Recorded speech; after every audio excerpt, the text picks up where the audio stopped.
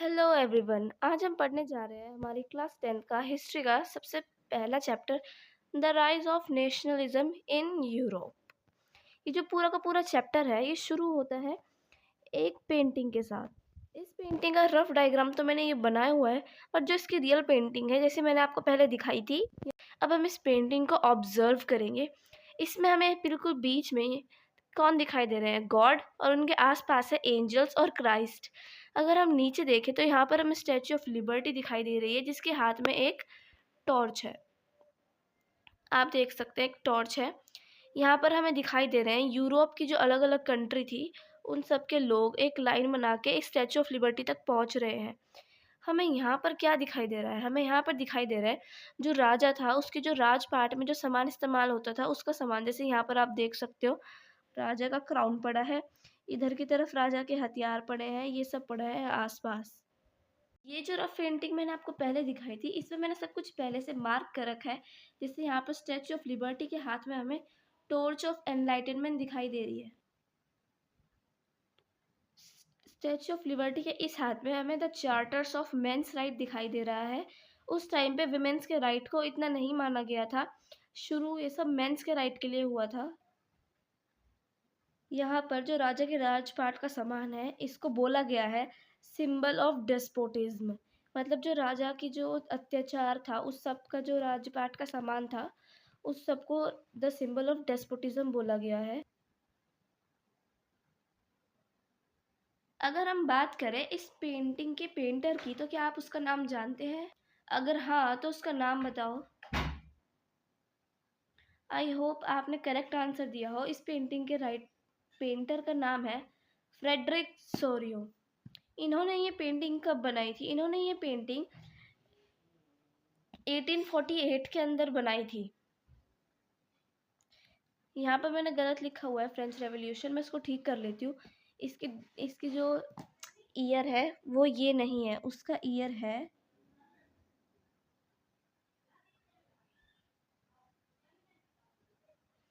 इस तारीख से फ्रेंच रेवोल्यूशन शुरू हुआ था।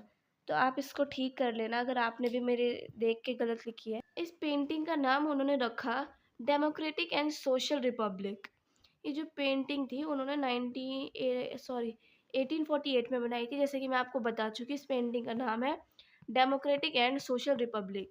ये एग्ज़ाम में ऐसे करके आ सकता है कि आपको ये पेंटिंग गिवन होगी और आपसे इसका नाम पूछ ले, तो उसका नाम याद रखना। आँख बंद करके बोलो democratic and social Republic, democratic and social Republic, democratic and social Republic. अब आँख खोलो। अगर आपकी नज़र यहाँ गई होगी तो यहाँ पर एक वर्ड लिखा है यूटोपिया। ये यूटोपिया हमारे लिए नया वर्ड है। इसका हिंदी में अगर ट्रांसलेशन करें तो इसका मीनिंग आएगा सपना।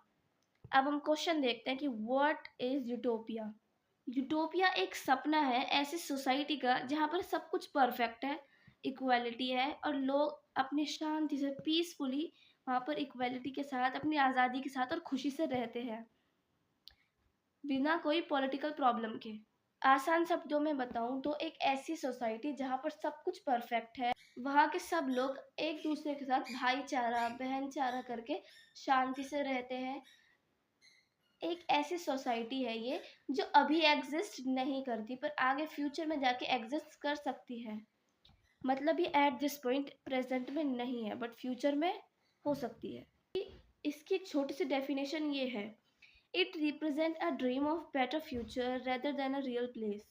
ठीक है, अब हम बात करते हैं फ्रेडरिक सोरियो के पेंटिंग के बारे में कुछ क्वेश्चंस की। बताओ ये पेंटिंग उन्होंने कब बनाई थी? 1848 में। इस पेंटिंग का नाम क्या है? आई होप आपने सही जवाब दिया होगा, social and democratic, democratic and social Republic. इधर उधर नहीं करना, वर्ड्स को एकदम करेक्ट बोलना है। हम और ज़्यादा डीपली एनालाइज करें फ्रेडरिक सोरियो की इस पेंटिंग को तो हमें उसमें क्या दिखाई दे रहा है? उस पेंटिंग में हमें दिखाई दे रहा है कि उसमें यूरोप के और अमेरिका के लोग हैं जो कि धरना कर रहे हैं। मार्च का हिंदी ट्रांसलेशन होता है धरना। बहुत लंबे टाइम से वो एक एक मार्च कर रहे थे जिस वजह से वो आज धीरे धीरे करके नेशनलिज्म यानी कि देशभक्ति के चलते फ्रीडम तक पहुंच रहे हैं। जैसे इस पेंटिंग में ये लोग यहाँ से शुरू होते धीरे-धीरे समय के साथ चलते-चलते यहाँ पर फ्रीडम की तरफ आ रहे हैं, यानी कि वो जो राजा का राजपाट था उससे आज़ाद होके एक शांति भरे और ईज़ी जीवन की तरफ बढ़ रहे हैं। सेकंड पॉइंट, जो मेन और वुमेन है कोई भी एज के, चाहे वो छोटा बच्चा हो, बड़ा बच्चा हो या फिर कोई बूढ़ा हो, कोई भी हो, वो सब लोग उस मार्च में आ रहे हैं ये जताने के लिए कि फ्रीडम कोई भी एज में हो कि फ्रीडम बहुत ज़्यादा अच्छी होती है, ये बताने के लिए वो आ रहे हैं सब लोग। और थर्ड पॉइंट है, दे पे sorry they pay homage to the Statue of Liberty which symbolises freedom and democracy. ये जो सब लोग हैं पेंटिंग में, ये सब लोग स्टैचू ऑफ लिबर्टी की तरफ बढ़ रहे हैं और स्टैचू ऑफ लिबर्टी के पास जाके उसको बता रहे हैं कि हमने नेशनलिज्म के चलते हुए हमने भी फ्रीडम ले ली है। Fourth point, broken symbols of absolutist institution lie on the ground showing the fall of monarchy and tyranny।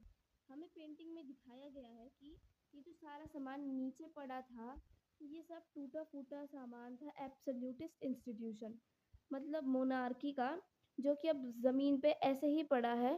ये सब हमें सिंबलाइज कर रहा है कि अब मोनार्की जा चुकी है, मोनार्की का फॉल हो चुका है और मोनार्की के साथ होने वाला ट्रायनी मीनिंग अत्याचार भी अब खत्म हो चुका है। Fifth point, each group is representative as a distinct nation through their flags and tradition costume. Painting में दिखाए गए हर एक लोगों का ग्रुप, यानी कि जो सब लोग हैं अलग अलग कंट्री के हैं, मीनिंग अलग अलग ग्रुप के हैं।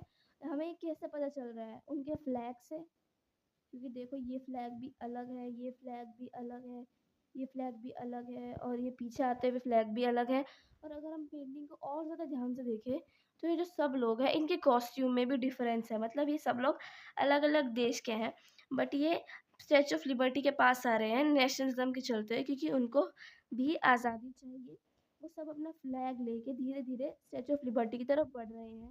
सिक्स पॉइंट, यूनाइटेड स्टेट यानी कि अमेरिका और स्विट्ज़रलैंड ये धीरे धीरे स्टैचू ऑफ लिबर्टी तक बढ़ नहीं रहे हैं, ये पहले ही वहाँ पर पहुँच गए हैं क्योंकि वो बाकी जो देश थे उससे पहले।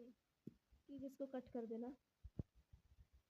अगेन 3 2 यूनाइटेड स्टेट्स और स्विट्जरलैंड हमें पेंटिंग में सबसे आगे दिखाए गए हैं, यानी कि स्टैचू ऑफ लिबर्टी से आगे दिखाए गए हैं, जो कि ये सिंबलाइज करता है कि जो बाकी जो यूरोपियन जो स्टेट्स थे, कंट्रीज थी, उनसे पहले वो स्टैचू ऑफ लिबर्टी तक पहुंच गए, यानी कि उससे पहले अमेरिका और स्विट्जरलैंड को फ्रीडम मिल गई है। सेवेंथ पॉइंट, हमें पेंटिंग में फ्रांस दिखाया गया है जो कि अपना नया फ्लैग ले रखा है उसने अपने हाथ में, जो कि ट्राई कलर फ्लैग है। अगर आपको याद हो तो जो फ्रांस का जो पुराना फ्लैग था वो कुछ इस टाइप से दिखाई देता था, जो कि उस टाइम का रॉयल फ्लैग था जब मोनार्की का रूल था। बट जो फ्रांस का नया फ्लैग है, नया ट्राई कलर फ्लैग है, वो कुछ ऐसे दिखता है, रेड वाइट कट, वो कुछ ऐसा दिखाई देता है। तो वो फ्लैग लेके वो स्टैचू ऑफ लिबर्टी के उनको जस्ट पास दिखाया गया है, जो कि ये सिंबलाइज कर कि वो अभी अभी स्टैचू ऑफ लिबर्टी पहुंचे हैं, मतलब उन्होंने अभी अभी मोनार्की के रूल से आज़ादी ले ली है। पेंटिंग से थोड़ा सा पीछे हमें दिखाई देते हैं जर्मनी के लोग, जो कि सिंबलाइज करता है कि वो लोग भी अपने मन में होप लेके नेशनलिज्म के चलते मोनार्की के एंड पे पहुंचने वाले हैं। अब हमारा नेक्स्ट पॉइंट आता है कि उन सब लोगों को फॉलो करते हैं Australia, Lombardy, Poland, England, Ireland और हंगरी और रशिया के लोग भी उस लाइन में धीरे धीरे करके आगे बढ़ते जा रहे हैं। जैसे कि जब मैंने आपको पेंटिंग दिखाई थी, हमें ऊपर जीसस क्राइस्ट, सेंट्स, एंजल्स ये सब हेवन से देख रहे हैं कि लोग एक हो रहे हैं और उनके मन में ब्रदरहुड सिस्टरहुड की जो फीलिंग है वो जाग रही है।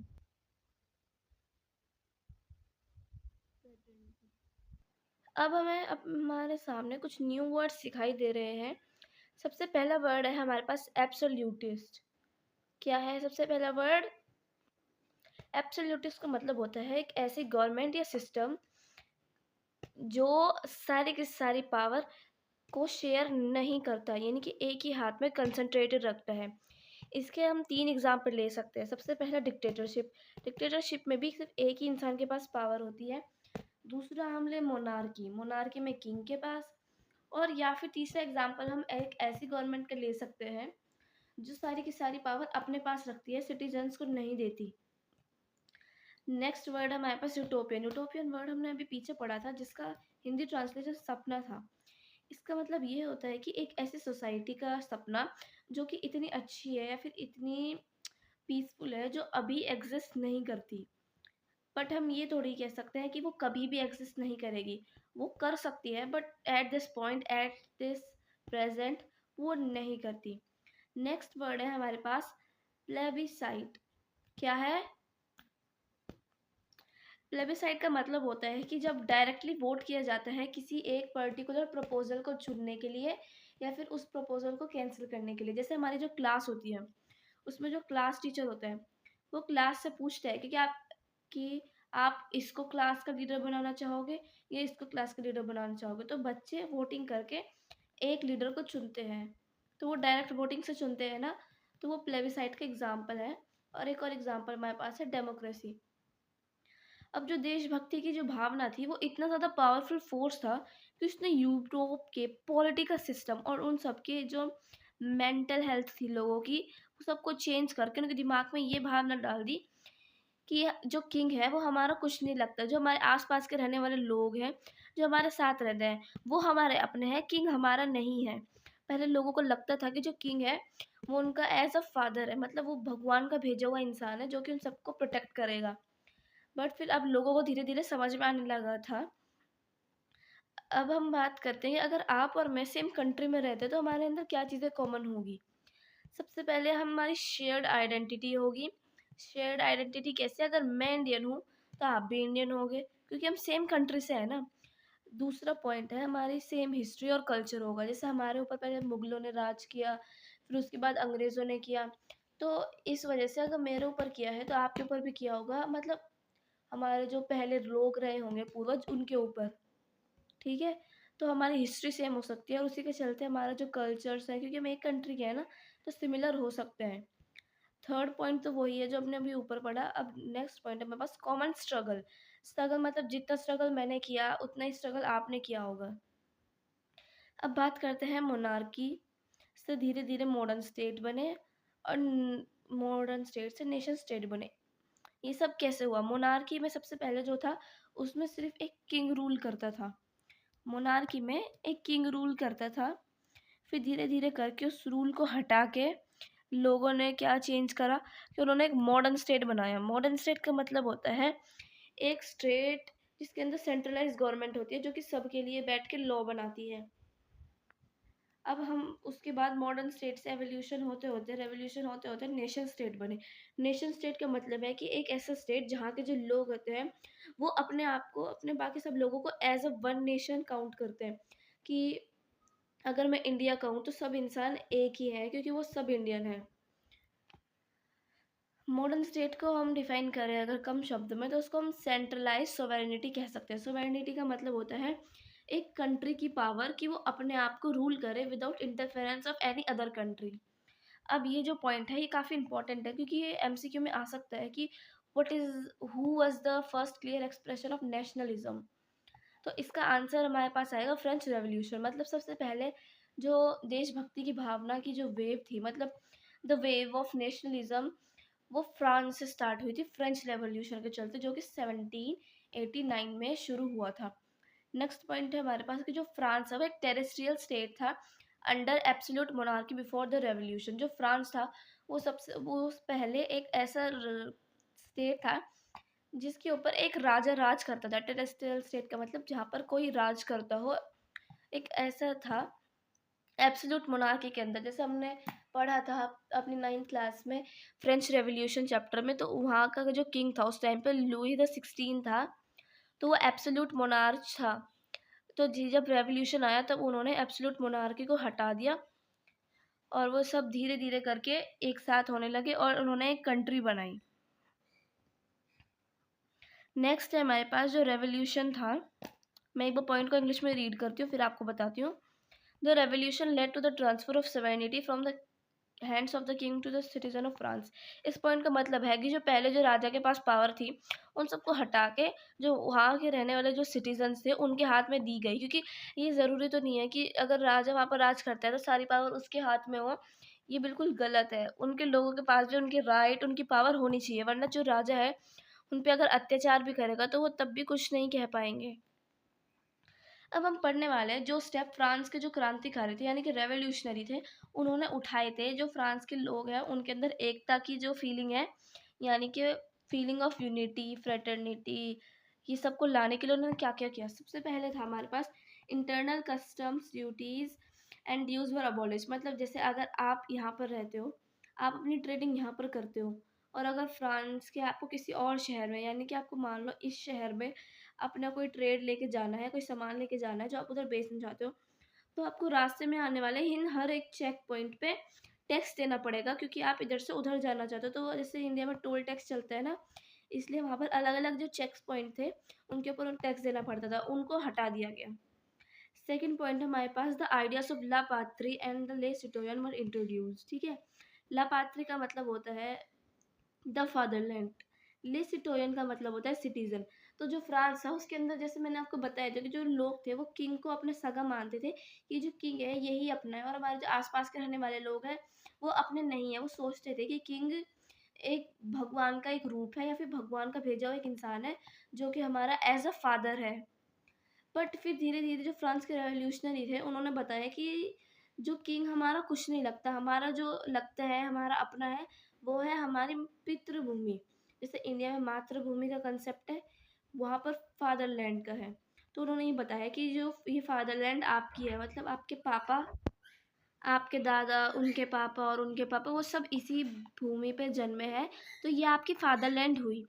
दूसरा मेरे पास लेसिटोयन। लेसिटोयन का मतलब कि आप जिस माँ पितृभूमि पे रहते हो, आप वहाँ के सिटीजन हो, यानी कि उस भूमि के बच्चे हो। जो ई स्टेट जनरल थी, ई स्टेट जनरल एक मीटिंग थी जो कि लुई द 16 के द्वारा बुलाई गई थी फ्रांस रेवोल्यूशन चैप्टर में, जिससे वो ये डिसाइड करना चाहता था कि जो टैक्स है थर्ड ई स्टेट पे वो बढ़ जाए, क्योंकि वो एक फाइनेंशियल क्राइसिस को फेस कर रहा था। तो उसके लिए उसने उस टाइम पे मीटिंग बुलाई थी। वो जो मीटिंग थी उसको हटा के उसको दोबारा इलेक्ट किया गया और उसका नाम रखा गया नेशनल असेंबली। हमारे पास नेक्स्ट पॉइंट है जो फ्रांस है। फ्रांस की नेशनल लैंग्वेज कौन सी बनाई गई थी? फ्रेंच को बनाया गया था फ्रांस की नेशनल लैंग्वेज। ये लैंग्वेज हर जगह बोली जाती थी फ्रांस में जब से उसको नेशनल लैंग्वेज बनाया। और उन्होंने जो भी रीजनल डायलेक्ट से, मतलब अगर आप फ्रांस के इस शहर में रहते हो या इस शहर में रहते हो, अगर आप यहाँ पर रहते हो तो यहाँ पर जिस तरीके से फ्रेंच को बोला जाता है उसी तरीके से पूरी की पूरी कंट्री में फ्रेंच को बोला जाएगा। जैसे जब इंडिया में रहते हैं तो अगर हम यूपी बिहार की बात करें तो उनकी लैंग्वेज भोजपुरी है। अगर वो यहाँ पर रहते हैं, उनके यहाँ पर भोजपुरी बोलने का तरीका अलग होगा, यहाँ पर अलग, यहाँ पर सब जगह अलग अलग होता है। तो उसको नेगलेक्ट करके ये बोला गया कि सबको एक ही तरीके से फ्रेंच भाषा बोलनी है और सबको फ्रेंच ही बोलनी है। नेक्स्ट हमारा पॉइंट है new hymns composed and oaths taken. जो फ्रांस था उसके अंदर नेशनलिज्म की भावना जगाने के लिए लोगों ने सिर्फ लड़ाई नहीं करी, उन्होंने लोगों के मन में वो भावना जगाई जिससे वो सब लोग एक जैसा फील करें। जो फ्रांस का जो एंथम था वो इसी टाइम पे लिखा गया था, जिसका नाम था Marseillaise. Next point, central administrative system established. France में एक सेंट्रलाइज्ड सिस्टम एडमिनिस्ट्रेटिव इस्टेब्लिश किया गया, जिसका मतलब अगर आप फ्रांस में यहाँ रहती है, जो गवर्नमेंट है, सेंट्रल गवर्नमेंट यहाँ पर है, तो ये जो भी डिसीजन लेगी वो इसको और इसको सबको फॉलो करना पड़ेगा, क्योंकि सेंट्रलाइज्ड गवर्नमेंट है। अब हमें बस अगला पॉइंट है रीजनल डायलेक्ट फॉर डिस्करेज। ये तो वही वाला पॉइंट है जो हमने ये पढ़ा था, ये वाला नहीं, ये वाला।